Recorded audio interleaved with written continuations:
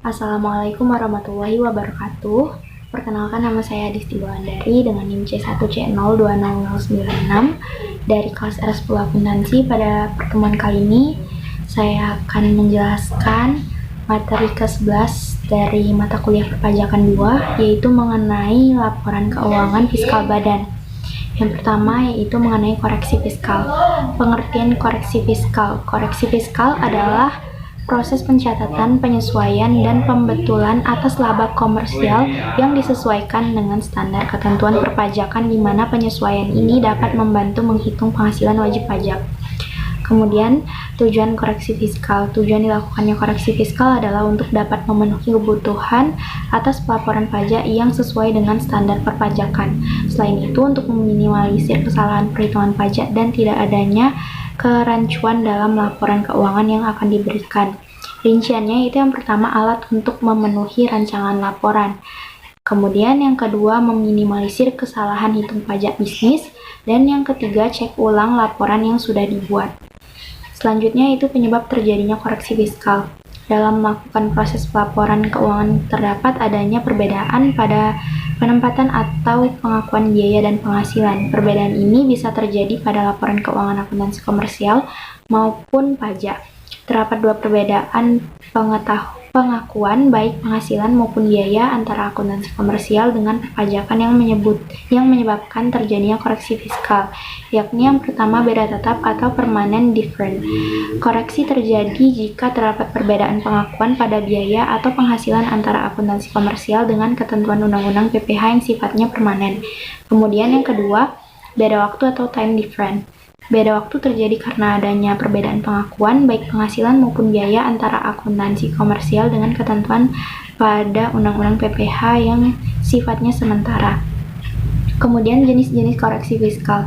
Terdapat dua jenis koreksi fiskal yang perlu diketahui. Hal ini didasarkan atas laporan keuangan yang akan dilakukan oleh perusahaan. Yang pertama yaitu koreksi fiskal positif.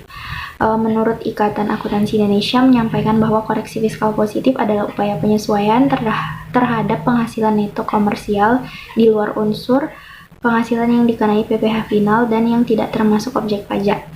Sementara yang kedua yaitu koreksi fiskal negatif. Koreksi fiskal negatif ini merupakan proses penyesuaian terhadap penghasilan neto komersial di luar unsur penghasilan yang dikenai PPh final dan yang tidak termasuk objek pajak. Kemudian pengertian rekonsiliasi selanjutnya yaitu mengenai rekonsiliasi fiskal. Pengertian rekonsiliasi fiskal. Rekonsiliasi fiskal adalah salah satu langkah wajib pajak untuk mencocokkan jika ada hal yang berbeda antara laporan keuangan komersial yang penyusunannya didasarkan atas sistem keuangan akuntansi dan laporan keuangan yang penyusunannya didasarkan atas sistem fiskal.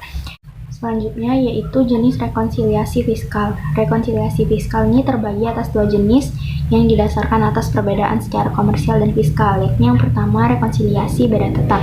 Rekonsiliasi beda tetap ini diakibatkan oleh transaksi yang diakui wajib pajak sebagai pendapatan atau biaya sesuai dengan standar akuntansi keuangan. Yang kedua yaitu rekonsiliasi beda waktu.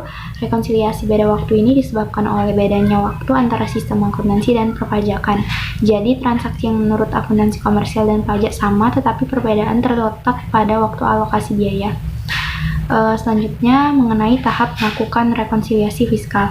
Jika ingin melakukan rekonsiliasi fiskal, maka langkahnya yaitu yang pertama mengetahui penyesuaian fiskal yang dibutuhkan, yang kedua menganalisis elemen penyesuaian agar menentukan pengaruh elemen terhadap laba usaha dikenakan pajak, yang ketiga mengoreksi fiskal yang yakni memantau angka koreksi fiskal berdasarkan positif dan negatif, dan yang keempat menyusun laporan keuangan